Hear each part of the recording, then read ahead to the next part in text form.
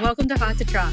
This is not your normal horse racing podcast. My name's Ashley Wood, and I'll be your host as we take an inside look at the world of horse breeding and racing. So saddle up because Hot to Trot is ready to break from the gate now.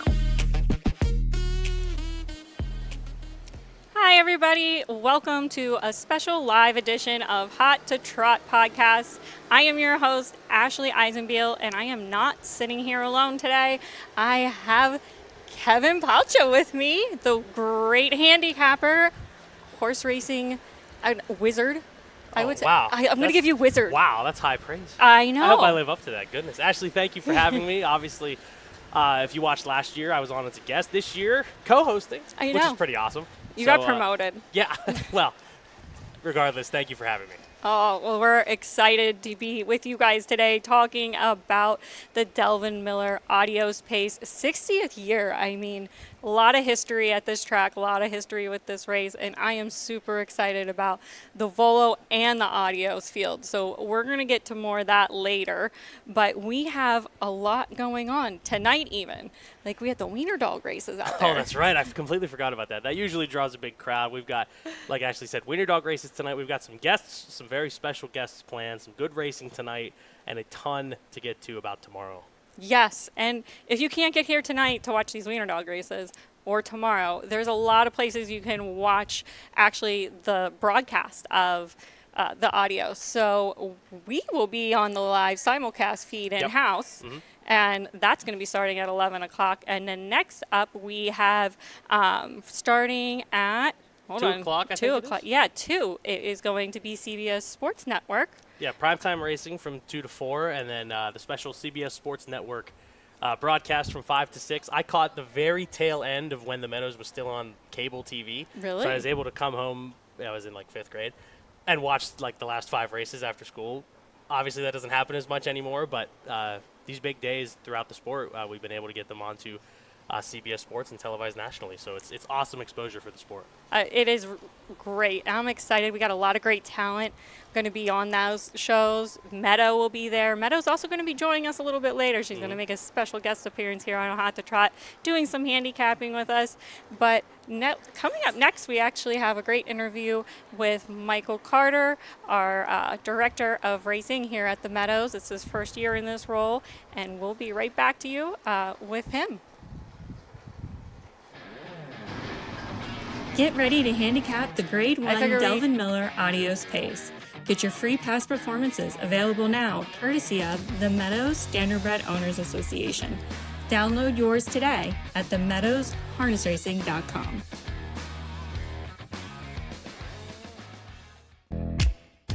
Get ready for your chance to win big on Adios Day. We're giving 5 lucky fans a $1,000 betting voucher to use on the Adios Pace itself. Each voucher must be placed as a win bet. The choice is yours. Best of all, it's completely free to enter. Just be 18 or older to participate. Each winner receives $1,000 betting voucher, valid for wagering on the Adios Pace. Don't miss your chance to be part of one of harness racing's biggest day. Gambling problem? Call 1-800-GAMBLER. Hot to Trot is hitting the road. Join us live from Mohegan, Pennsylvania for Sun Stakes starting at 1 p.m. And stay tuned for more details about our live show from Parks Racing for the PA Derby and Master Stakes. Hi, and welcome back to Hot to Trot. We have the director of racing here at the Meadows, Mike Carter, and you have worn a lot of hats in this industry. You went from racing announcer to media host, and then now you're sitting in the big chair here at the Meadows as the director of racing. How has it been getting ready and gearing up for this big day? Stressful. It's not been too bad. I've got an excellent team of folks here at the Meadows, and I got to tell you, it's really been a collaborative effort. There's been a lot of work pre-planning into this event. We actually used the Kentucky Derby as kind of our soft opening to the Adios. We took a lot of our promotions that we were planning for Adios Day and moved them to Kentucky Derby Day. And the reason we did that was because we didn't know what would and would not work. As I'm sure Kevin has seen, we've stole some promotions from Northfield Park. Thank you, by the way. I haven't noticed. But, there were some things that we kind of took that I had some experience with that I wanted to see if it would work here. And as the summer has gone on, there's been things that have worked. There's been things that haven't worked. And we've been able to make those adjustments heading into Adios Day. And honestly, I think that has been, the biggest thing, right? Just learning what our customers want. And that's been kind of the big thing as far as that goes. But a lot of pre-planning. As you can see, we're still putting things together, kind of putting the final touches on some things. But everything is going incredibly well. I better knock on some wood. But everything's Here, going you can well. knock on me. The last name's Wood. That's right. So, but no, all's good. I'm very happy with how things are going. That's great. You have a very unique perspective, obviously. You're well-traveled around this industry. You've been to a lot of the big events. You've seen the pomp, the circumstance that goes on. How does that help your perspective when approaching an event like this? You just sort of have to be able to do your own thing, right? Not everything works everywhere. And we've found that out this year with some of our promotions and things of that sort. And, you've got to be willing to adjust and be transparent about it. And I think that's one thing that from an industry standpoint, we struggle with. We struggle with transparency. Every time we make a decision here, whether it's changed post time or we've changed a wager or what have you, I go upstairs with Jeff and we get on the broadcast and we talk about it. And, it might be 3 people listening in a simulcast center somewhere, but at the end of the day, we did it. And that's really what it comes down to. And so, I'm fully believe in transparency, and setting the record straight, so to speak. One of the major, promotions we'll call it, considering the presiding sponsor is First Bet. Right. Is the feeder tournaments Yeah. that you guys have hosted, the $40 feeders partnering with ExpressBet to lead into that big $200 contest this weekend. Tell us all about that and how that's going. Yeah, it's been going great. Friday nights around here from an export handle standpoint haven't been the best. They haven't been horrible, but we've been looking to kind of generate some of that revenue and trying to look at how we can increase handle on Friday nights. And when First Bet signed on, I called our guy Dustin Fabian up and I said, "Hey, Dustin," I said, "is there anything we can do to come up with something for the month of July? I don't care what it is.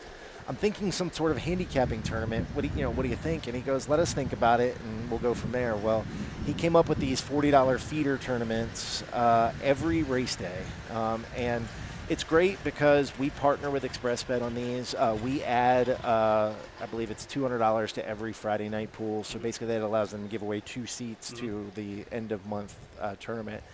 And I haven't seen the final numbers, but it's been growing every week. And what I'm really looking forward to on Saturday is it's a $200 bankroll. So a lot of these tournaments, you put up 200, it's 100 to bankroll, 100 to entry fee. There's no entry fee. Right. It's literally $200 going straight into the pools. And for a racing director like me, that's wonderful because, if we get 50 people, that's an extra 10 grand of found money that, wouldn't have been there previously. So, and we put up, us and ExpressBet teamed up to put up money each to make a $5,000 prize pool. So we think it's going to be lucrative for our guests. Plus, you're going to be able to win your winnings. So I think it'll be huge. I think so too, and it certainly helped me that you guys had 2 seats last Saturday. Did you qualify? Yeah, I'm in. Yeah, fantastic. I'm ready. Awesome job, man. I'm ready. I don't know how, but man. I got picked off late, but second, they had took 2 seats for a reason. There you go. So. Well, he's on here because he's a degenerate. So that's okay. We were all degenerates at one point. no, we all are. I want to know, Kevin, do you have a budget every week for your betting? No. I set a budget. I set a budget every week. Do you not have bills? What's the deal here? I'm a single 23-year-old. What do you mean? I just want to have a roof over my head and I have food. That's all I need. Only you. Only you, hon. All right. Well, let's talk about this betting menu because you guys have a massive betting menu. We have 16 races on the card, and some of those special wagers and guaranteed pools is definitely structured for the horse players. So give us a little insight on what we should be playing tomorrow. Yeah, we wanted to think outside the box, right? I am not a pick 8, pick 9, pick 12, pick 18 fan. Like, that's not my deal, right? Like, I just don't like those wagers. And Jeff Ziddick's going to kill me for saying this, but I don't like the guaranteed trifectas and supers. I think those are you're a little out of touch with the gambler with those pools. I just don't think that they're wildly successful for any reason. So I really wanted our team to think outside of the box on this when we were talking about how we were going to put this wagering menu together. And we normally kick the card off with a pick 4. We're actually going to kick it off with a pick 5. I'm going to steal your program. I hope that's okay, because I don't have this thing completely memorized. That's fine. We're going to kick it off with a pick 5 with a $5,000 guaranteed pool. And what that's going to allow us to do is allow us to have another pick 5 later in the program, which will be great because then, if we get a carryover in the first one, we can kind of move that along a little bit. So, and as the wagering menu goes on, we'll have a pick 4 beginning in the 5th race. That's one of 3 pick 4s. It's guaranteed at $10,000. And then we added a pentafecta to race 8. We've done a lot of experimenting with this wager, and I hope I'm not talking too much. But no, I love the pentafecta. Here's what we've done with this wager. So last year they had 3, races 7, 10, and then the final race, right? At 50 cent minimum.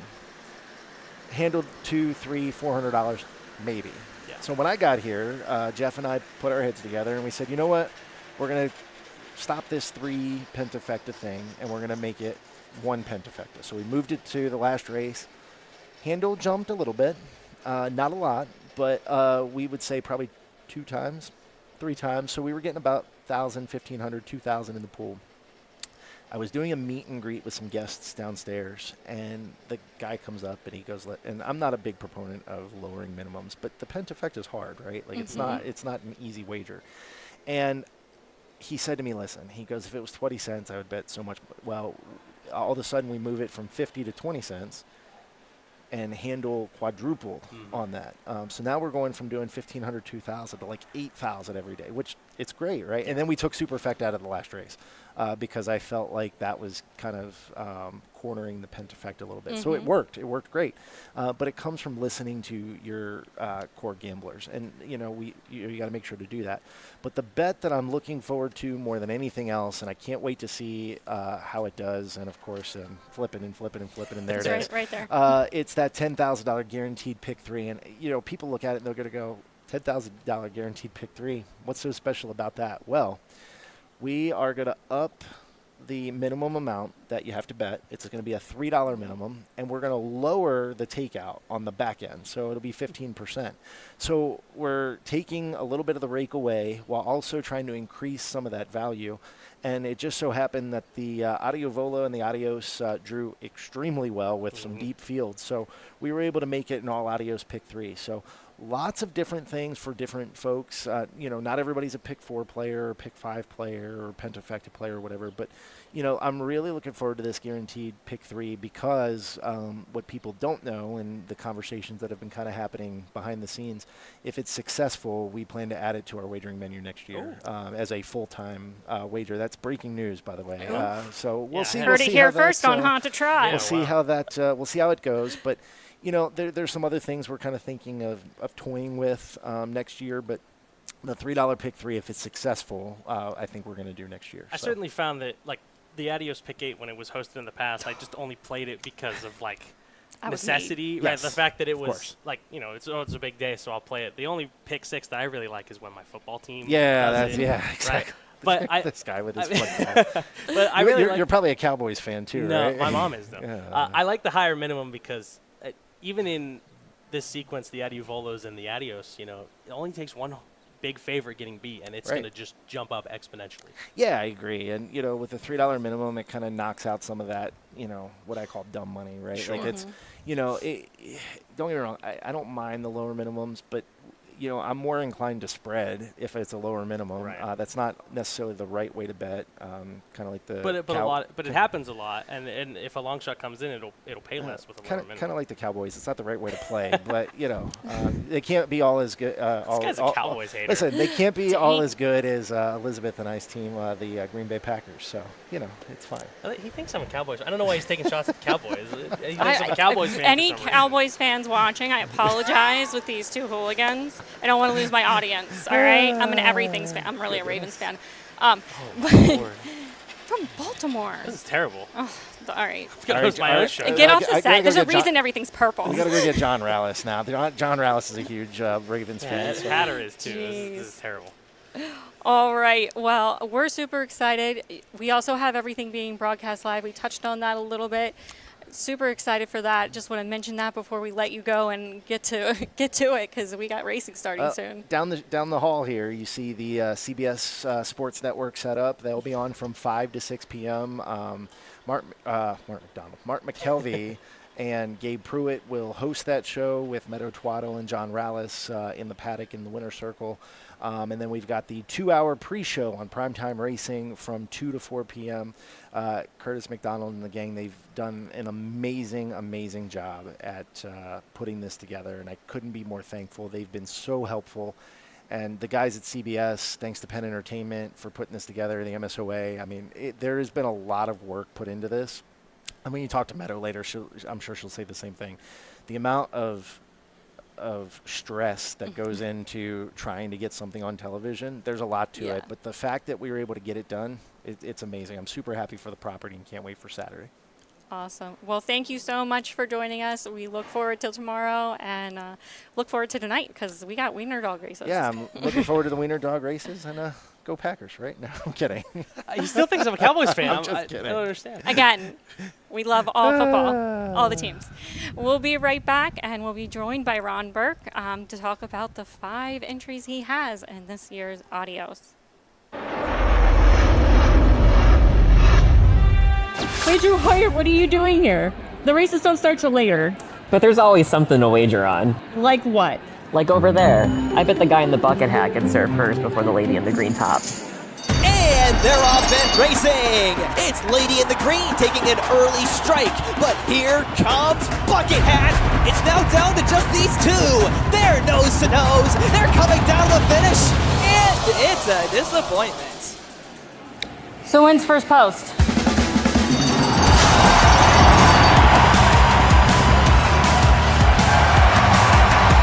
Now that's worth your wager.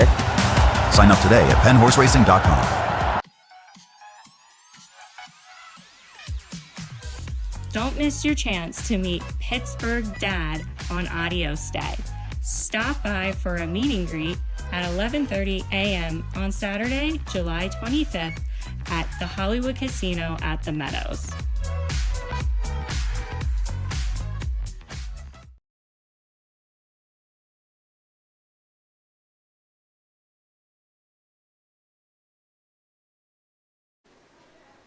Welcome back to Hot to Trot live here at the Meadows. We are prepping for the Adios Pace tomorrow, and we are joined by Hall of Fame trainer Ron Burke. Thank you so much for joining us, and welcome back to Hot to Trot. This is not your first time on this show. You've been on previously, and I'm just going to beg you not to call me a serial killer again for sleeping with socks on. Yeah, because I got drug on the internet. Yeah, it happens. Well, you have a great year this year. We have 5 horses in the Adios finals. Super excited to talk about them. But you also have 6 horses and the Volo divisions as well. So before we get into that, what does it mean to have, the Adios Volo named in honor of your father, Mickey Burke? It means a lot, obviously. My dad, was synonymous with the Adios because of one being here from the day the track opened. And we probably have won the Adios Volo as much as anybody, if not more than anyone. And it was the first race we were actually able to win. It was easier to win than the Adios. And so it's funny, this year I think the Adios Volos might be tougher to win than the Adios. So it's going to be really hard race, both races. It's certainly the Philly division, I think, a little bit more top-heavy this year. You've got 6 total throughout the 2 divisions. Which Philly of yours is coming into tomorrow the best? Shikari was really good last week. Honestly, if my other Philly hadn't gotten her way, I think she would have won last week. So, we're really happy with her. She's seems to be rounding into form. And, they're all right, but, I don't see either of them being able to any of them because I don't see who can beat Miss Jum Jabber and I don't see who can beat Perfect JB. But, the Meadows is known as the track where favorites come to die. So, that's the thing is when we race hard here, you can really tax a horse hard, and then, sometimes it upsets the apple cart. What went into the decision to race Luadipa against the boys in the Adios? Honestly, I thought she was sharper going into the week that turned out she was. And I feel she's better than my pacing colts. Her at her best is better than them at their best. But I don't think she's at her best now, and they are at their best. So, I'm going to have to hope for her to step it up and just plow through maybe a little bit of adversity tomorrow. But, she's a great horse, and she won't embarrass us. And then, I won't say I won't do this again. I still wanted to give her a chance to beat the boys. I think she's that kind of filly. So El Papi won his eliminations for the Adios after finishing a near miss second at the Meadowlands Pace. Is he coming into the Adios final with the best performance of his career so far, you think? Oh, for sure. Yeah, and being honest, I knew that one was coming. When I trained him here the week of the eliminations, I called Mark and said, of all the horses, El Papi was the best. And he said, doesn't he always train good? I said, yeah, but not like this. He was special. He was, he was crisp and ready to go. And I think that carries on in this week. My little bit of worry was, 47-2 is cool, but I really didn't want to need to do that a week out. So, I've seen a lot of horses that they go real big in the elimination, and it comes back to haunt them a little bit in the final. But the difference was he wasn't chased out in 47. He was earplugs in, Yannick grabbing up. So I don't think it's a problem, but again, I would have rather gone slower. I remember hearing Yannick, I think, in the back paddock back on near Kentucky Derby Day, he was talking about just slowly bringing him back in. And I think right now he's in career best form. We'll talk about another one, Frantic Hanover. I know two back at Pocono, he got shuffled, but he came home very strong and nearly got to odds on Mr. Mamba in his elimination. Is he coming back to his best form? Because he was a monster at 2. Yeah, no, he's been real good. Throw out the mile and a quarter race at Yonkers, and we've got him turned around. The mile and a quarter race, basically, he decided he was only racing a mile and basically made a right turn at the top of the lane. So I just don't think he really liked the distance racing. So I expect that he'll be really good. And he's really in the position to control the race. What he does, I think, is going to make everybody else make their decisions because, Timmy can outleave, I think, anybody. And from the inside, I don't think he's letting two of them go. So, somebody's going to have to find a 3-hole. And if there's both out there, they're both going to have to find, a 2 and a 3 or a 3 and a 4-hole. So it should make for an interesting race.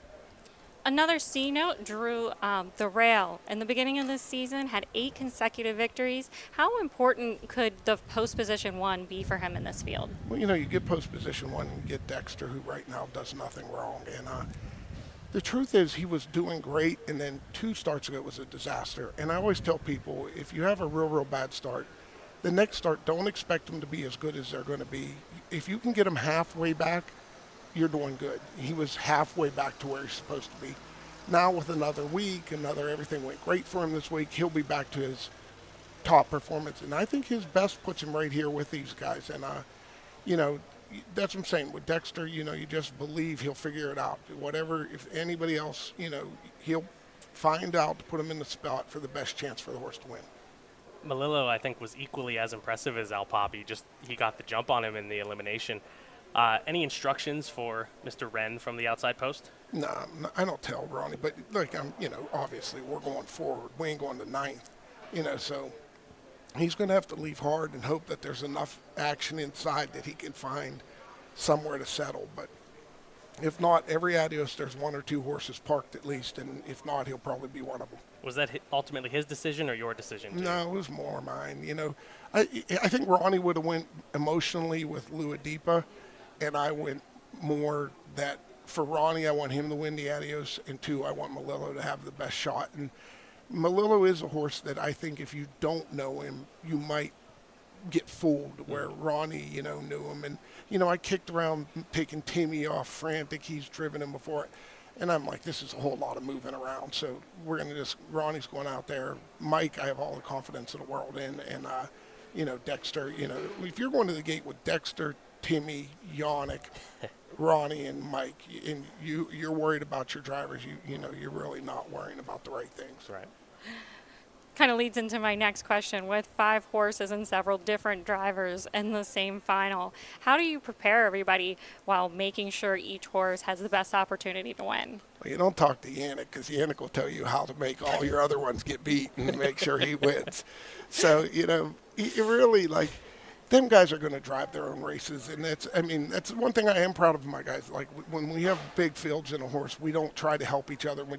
We race. I mean, there's been races where, we've been 3 wide, 1 of the quarter, and it's my own horses battling. So, you got to treat them each separately, and you got to let every driver do their right thing. Now, you can tell the drivers, I think this is what he's best at if they don't. But, Ronnie knows his colt. Mike, I'm going to tell Mike probably, we're looking to be second or third over with Luadipa. And then the other 3, I'm not really telling Dexter what to do off the rail. I think he can figure it out from here.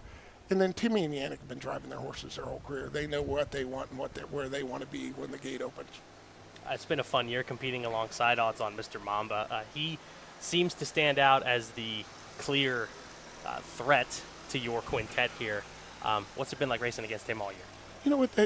First of all, Dana's a great guy. His owner is a great guy. So you don't have you almost feel good if you do get beat by him because he is so good for the sport. But you got to try to figure out his weakness. I thought maybe he didn't have gate speed, and that was proven wrong last week. So now I don't really know if he has a weakness. So we're going to have to just hope our horse is better this week than he is better. And there's never been a gap between any of these colts this year. Not him, not with all of them.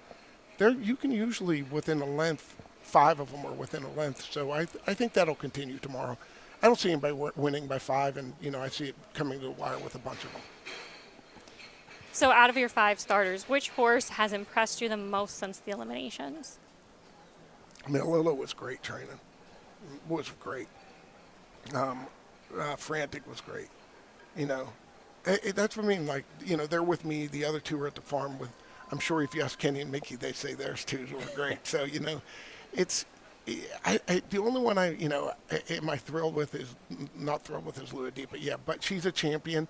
And more I started looking at how the race is going to shake through. And she only got beat a little bit last week. I'm thinking, I can get you better. You're going to be better than you were last week. So, right things goes her way, she could be there. So I'm excited to give it a shot. Which of the 5 has the biggest personality? Well, Luadipa. Luadipa's a star. I mean, she's the best filly I've ever trained. She's a star. Everything about her, she's a star. Is she a diva? We want to know who the biggest diva is in the barn. It's funny, she'll kick at me, and most of them are scared to death to even look sideways at me, but she don't care. We go to hook, and she's picking her foot up. I'm like, don't even think. She's like, I'm thinking. How many, I don't know if you're a coffee guy, how many cups of coffee or energy drinks does it take you to get through a big day like this? Honestly, I'm not. I'm so wound tight anyhow. It doesn't, from tomorrow, when I get done, it's the funny thing is I'm just exhausted. You'd think I ran the races with them, but I'm into it. And that's the thing is, when you quit being into it like that, then it's time probably to quit being in it. So it's not hot to trot without some fun questions, and I have one last sentence I would like you to finish. So on a major race day, it's a major race day when Ron Burke starts coughing. That's the thing is I start coughing about 10 minutes before the race. I start coughing. I don't know. I get a nervous cough. I don't do it anything else in my life. But 10 minutes before I'll start coughing, I'm like, this is retarded. But it goes away as soon as the race goes to the gate. But going up to it, I'm thinking I'm going to gag here. Oh my! That you've heard it here first. I never knew that. Yeah. I don't think anybody did. Yeah, no, it's people Diana. Yeah, that's what I said. My wife, she knows. She's here. She knows. It's just. And it's not I'm nervous I guess nervous, but not in a bad way. It's a good way. It makes you feel alive. That's what I love about this sport. When you feel that excited about something, it's great. Oh, well, thank you so much for joining us here on Hot to Trot. Best of luck to you and your entire team. All the horses you have racing tomorrow, especially the 6 and the Volo, and also the 5 in the Adios finals. Don't go anywhere. We will be right back. We are going to dive into these big races with our former co-host, Meadow Twaddle. We're excited to handicap with her coming up soon. Another beautiful day of Pennsylvania horse racing. Better send out the past performances. That way my fellow wager warriors can win big with better bets.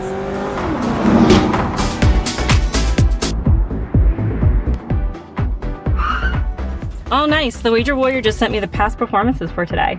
Thanks, Wager Warrior. Don't mention it. Get your free past performances today at penhorseracing.com. Keep up the pace at the Sun Stakes. Join us at Pocono Downs at Mohegan Sun, Pennsylvania on Saturday, August 22nd with a special post time of 2:30 p.m. for a great day of live racing and high stakes.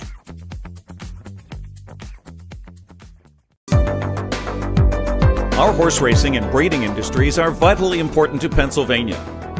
The Standardbred Breeders Association of Pennsylvania proudly represents breeders located in every corner of the Commonwealth. These farms preserve green space, they provide thousands of jobs and significant economic impact, and they're also home to the next generation of Standardbred champions. For more, please visit us online at standardbredbreederspa.org. Welcome back to Hot to Trot, and it feels good to have Meadow Twaddle on set with us at the Meadows for the Adios tonight. We're going to be handicapping. Meadow, how have you been doing? We've missed you. I know. It feels so good to be back on set. I'm excited to be here. It's been a really fun summer planning the Adios. It feels like it's finally all coming together. I'm excited. It's going to be a great weekend. Well, you guys have so much going on. Tell us a little bit about what's going to be happening tomorrow here at the track, and then we're going to ask you about some of these wagering things, the promotions that you guys teamed up with ExpressBet on. Yeah, well, the party starts tonight. It's all about the family fun. They got the bounce house set up. We have the face painter, balloon artists, you name it, they're going to be here. So lots of fun stuff for the whole family tonight. Tomorrow, the big dance kicks off. It's Adios Day 2026. The MSOA has a really big giveaway going on. We're giving away 5 $1,000 win bets on the Adios pace. It's completely free to enter. And if your name gets called, you get $1,000 on a win bet for the Adios. Can I answer that? I want to enter Yes. it. I would love to enter that. Yes. Yeah, but really excited about that. We also have some MSOA giveaways going on. And as you mentioned, we teamed up with First Bet for this year's Adios. They have a really cool sign-up bonus if you go in through their app and sign up. They are giving away some mystery vouchers tomorrow. They're going to have their own tent. They're going to have some giveaways going on at their end. The Meadows Racing here has some gift card giveaways. They're doing a Own a Horse promotion. I feel like I'm just hitting the tip of the iceberg here, but there's a lot of stuff going on. Yeah, we're a lot of promotions. Yeah. A lot of promotions, but it's going to be a great weekend. I love it. The more free stuff, the more free money we're giving away to bet. If you have a gambling problem, call 1-800-GAMBLER. Thank you for watching Hot to Trot. All right. Well, the reason we brought Meadow on is because last year these two had the most epic debate I have ever witnessed in my life. It was pretty fun, but I feel like that's because last year's race you had so many different directions. Yeah, I know. I don't know if it's going to get as spicy this time. We'll find out in about 10 minutes. Yeah, I know. I was thinking, is there any way that Kevin and I can butt heads this year? But I don't really know if we will. I don't think we are. We might actually agree, which might end up being worse for both of us. Yeah. I was hopeful. I mean, that's we'll see. We're just getting into it. I already told Kevin he can't come at me. Okay. I signed the checks. She signs the checks. Yeah, I can't. true. Yeah. She has like this immunity just way up here. We just agree with me. Yeah. It's good to be the boss some days. Yeah. Hey. Well, let's get to it. Let's start talking about our first Audio Volo Division 1 Grade 3 3-year-old pacing fillies kicks off our first Audio special pick 3 that Mike was talking about. Yep. I know that me and Kevin, we all put together some tickets that we're going to be sharing with you guys at the end. We're ready to place our bets, and we'll see who wins and who's also cheap tickets and who goes a little heavier handed. Again, we also have a $3 minimum. It is a very friendly bet with a 15% takeout rate, and is definitely something you're going to want to get involved in by tomorrow. So let's take it away. We have 8 very talented fillies lined up in this division. Meadow, what did you think about this field when it got pulled together? Is this the more competitive field than the other one, you think? I definitely think so. I had a little bit of a tougher time with this one than I did the second one. I think, you're going to see a couple talented fillies in here, one being Top Feel Lucky, who's coming off that Nadia LaBelle win at Scioto Downs, and also Miss Jum Jabber, who is currently 8 for 9 this season. It's very interesting because if you go back and watch Top Feel Lucky in that Fan Hanover limb, she was bet down so heavy that I almost feel like Dexter had to move out of necessity because that race shaped up kind of weird. I asked Ron Burke just after he left off camera about Seaside Charm. She was in that race, and she kind of pressed the pace early, and I almost wonder if that just forced Dexter to move too early. But she looked really good in the Nadia LaBelle last week. I think she's one of the main contenders, along with Miss Jum Jabber. And can I keep going? Yeah, you keep going. This is perfect because if you go back and watch like the last 4 replays of Miss Jum Jabber, Andrew McCarthy, he just sits like this the whole time. I don't think he raises the whip maybe once in her last race, but it's pretty much the horse just doing it all herself, and I think she's probably going to go sub 50 here. I think it's a little bit interesting. There's no show wagering in here, but yeah, I think it's Miss Jum Jabber. I think she's going to be a single for a lot of people, and even people who don't follow week to week. You see 8 for 9. You see a filly that just keeps doing her work well, and I think she's got more to show us. Yeah, she's definitely shown us some versatility. That start back in the PA Sire Stakes in May, came off the pace and got it done 26-2 on the end of it. Yeah. But she also can do it near the front. She can cut the mile and get it done that way. So you always like to see that kind of versatility on a horse's lines. And she beat Luadipa. Right, she handed Luadipa her besides the Adios elimination, her only defeat of the season. Against fillies, yeah. Yeah. I mean, my value bet is definitely going to be the Seaside Shuffle. I think we should definitely take a look at her. She finished really well back for the Ohio Sire Stakes, so I think she's going to be added onto a couple of like my exacta tickets just if she shows up. That could be a nice payday. So there's my value bet, but I'm singling.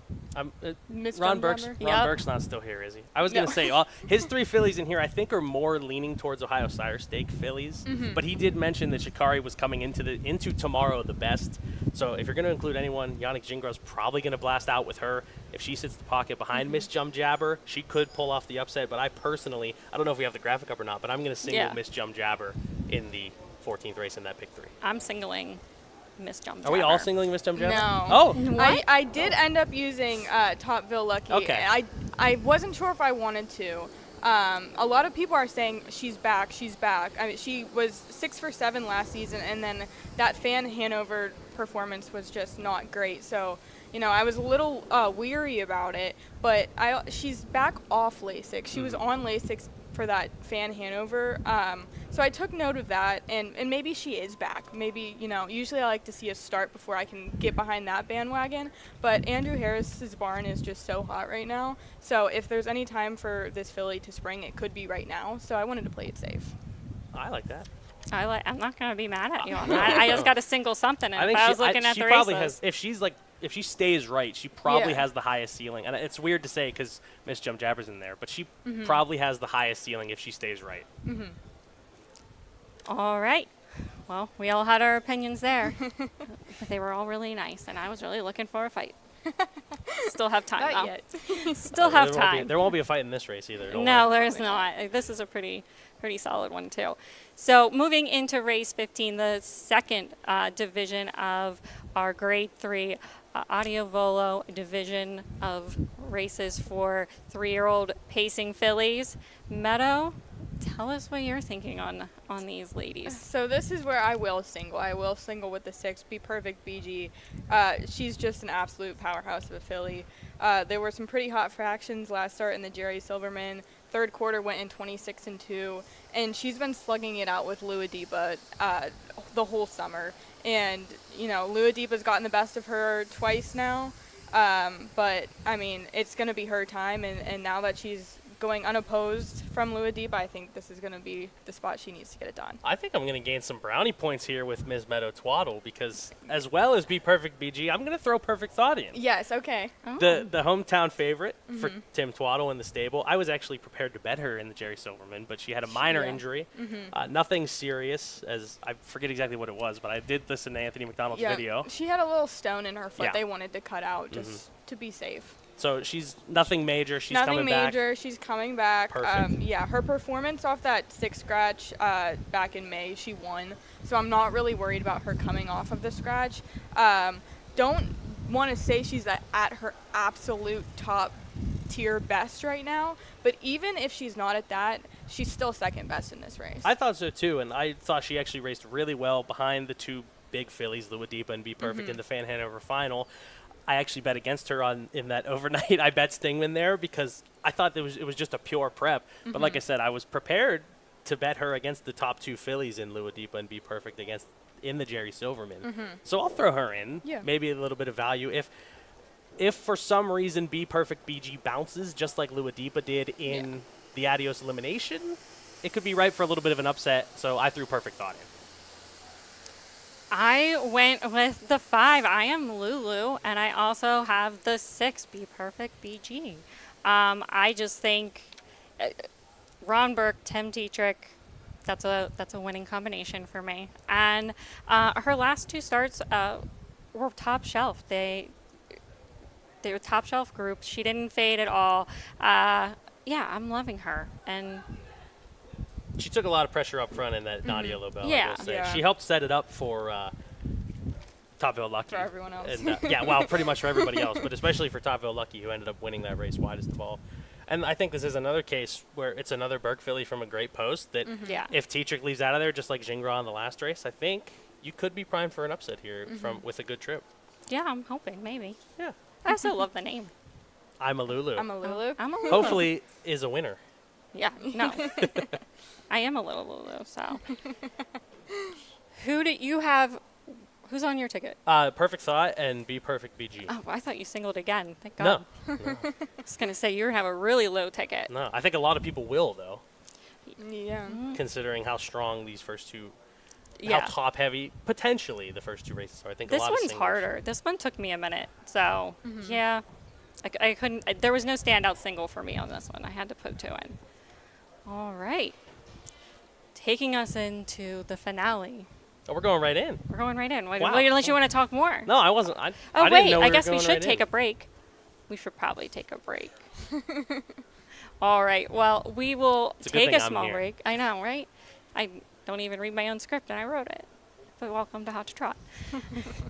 We will be right back after this, and we're going to talk about the Adios pace for the Orchids, and we'll talk to you guys in a minute. Pennsylvania Fair Harness Racing is in full swing this summer. Catch the excitement of fair harness racing across the Commonwealth through September. Visit pennhorseracing.com for the complete fair harness racing schedule. Get ready for your chance to win big on Adios Day. We're giving 5 lucky fans a $1,000 betting voucher to use on the Adios pace itself. Each voucher must be placed as a win bet. The choice is yours. Best of all, it's completely free to enter. Just be 18 or older to participate. Each winner receives $1,000 betting voucher, valid for wagering on the Adios pace. Don't miss your chance to be part of one of harness racing's biggest day. Gambling problem? Call 1-800-GAMBLER. Welcome back to Hot to Trot. It's time for the 3 of us to break down the 60th Grade 1 Adios pace for the Orchids presented by First Bet. It's the final leg of that $3 pick 3 with that friendly 15% takeout and the $10,000 guaranteed pool. Meadow, were you at the live draw the other night? Yes. What was your initial reaction? It after was, the draw? first of all, hats off to the team. They put on a great evening. We haven't had a live draw like that in a really, really long time. So they put together a nice dinner. It was a nice night in the Triple Crown room down here. So that's its own separate thing. That was nice. Obviously, odds on Mr. Mamba, Al Poppy, they both picked their spot earlier in the week. And it was pretty textbook until Malillo got post 9, and then you could hear a pin drop. It was like, oh no. What did you think? Because I believe Melanie Wren said that ultimately James McDonald made the decision James to made the pick call. post 3. Just thinking back to I feel like it's usually 4 or 5. I know Fear the Dragon took post 3. I want to say 10 years ago, but were you surprised by the decision for post 3?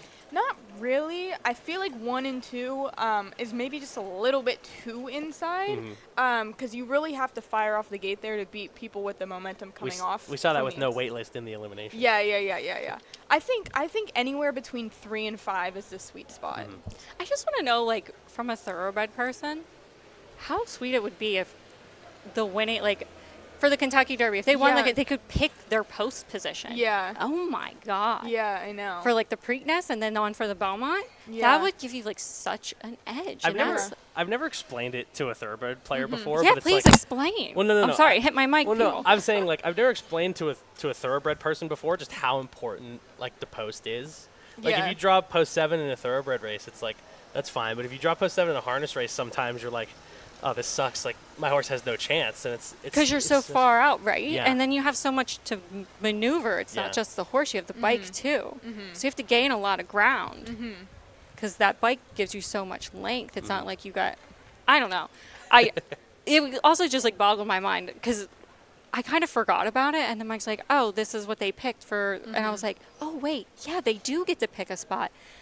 God, that would be so crazy if they did that in thoroughbred racing. Yeah. It's also a lot better just because now where I'm stabled at up at Northfield, like Yeah. anytime someone gets post 7 or post 8, they like want to come into the race office and knock it Yeah. over. Yeah. But then here, you obviously, I think there's a little bit of a staggered starting gate here, so that also helps, and you get a longer run up to the first turn. So Malillo, despite post 9, he's not impossible. He's just going to have to work a little bit harder than Mr. Burke probably wanted him to.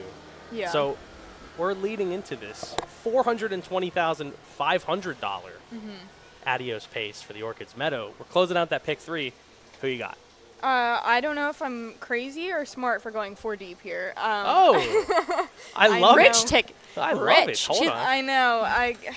I have to cover Plainridge all my must have bases. paid her well. No. Jeez. I have Better than me. have to cover all my bases here. Okay. Obviously, I'm using odds on Mr. Mamba. Obviously, I'm using Al Poppy.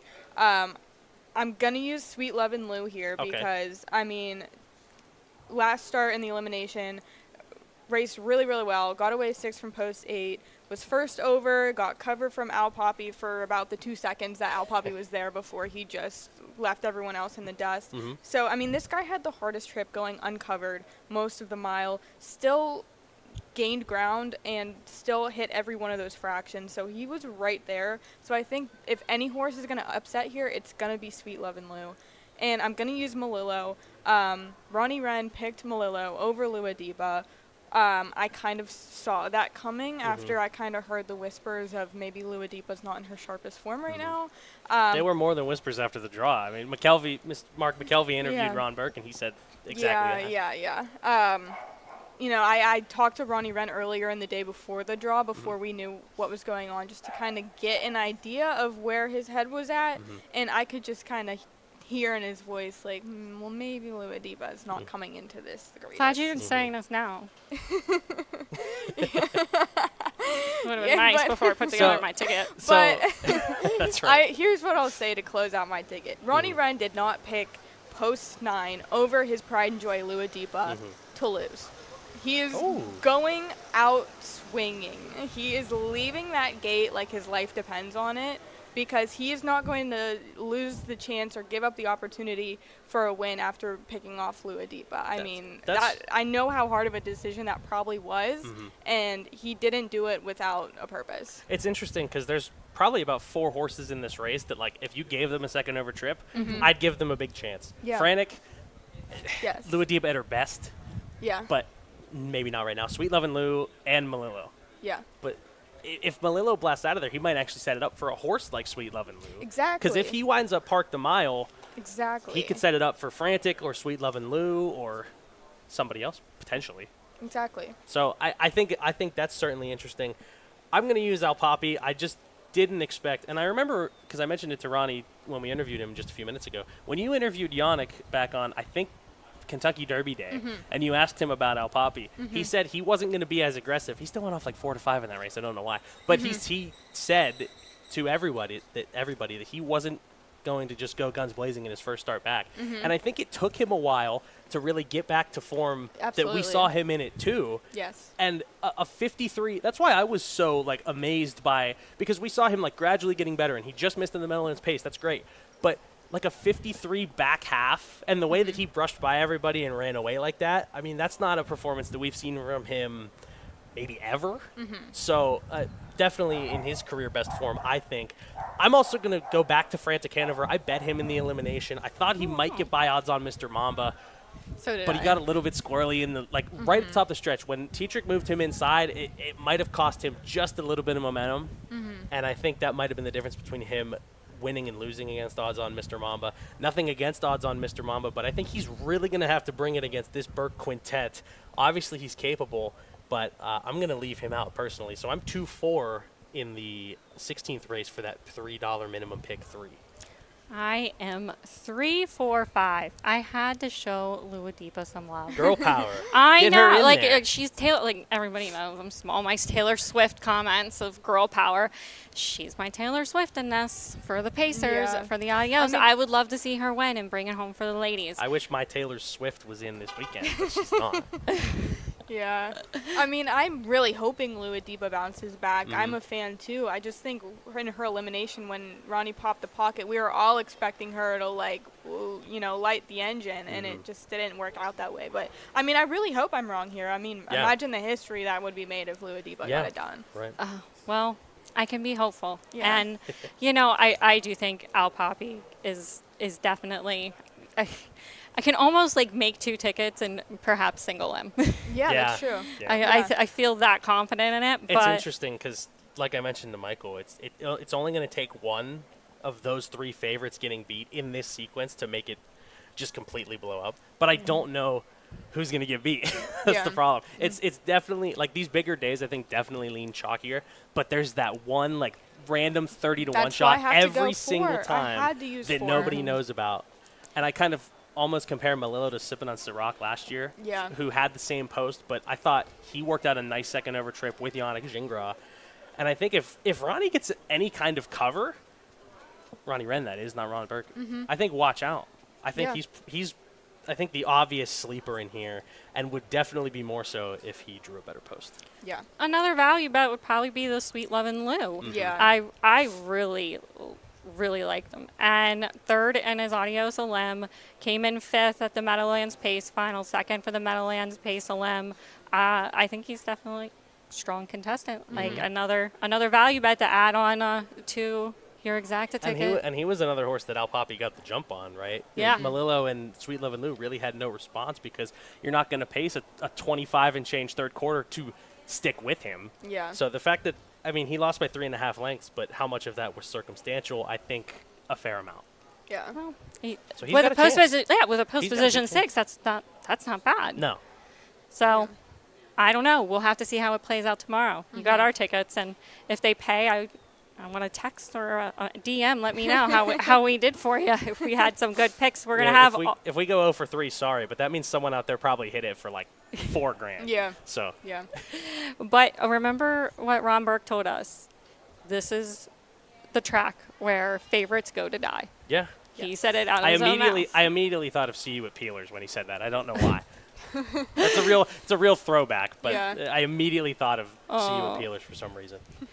Well, that is it. If you guys want to catch all of our picks for tomorrow, we will have those up at Penn Horse Racing on our social medias. We will be handicapping and have handicapped the entire 16 race card.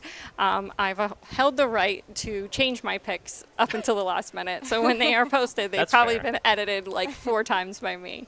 I'm very indecisive.